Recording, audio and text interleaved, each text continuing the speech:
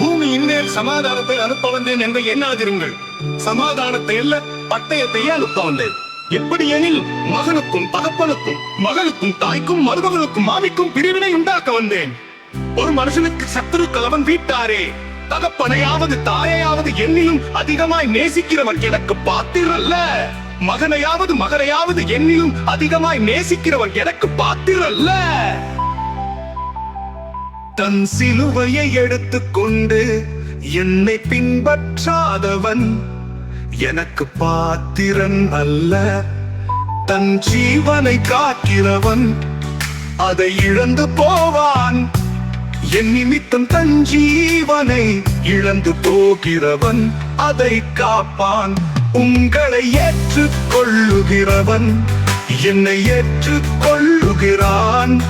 என்னை ஏற்றுக்கொள்ளுகிறவன் என்னை அனுப்பினவரை ஏற்றுக்கொள்ளுகிறான்.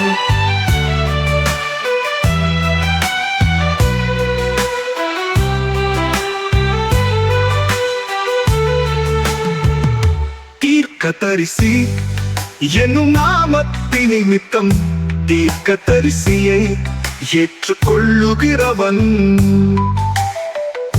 தீர்க்கதரிசிக்கேற்ற பலனை அடைவான்.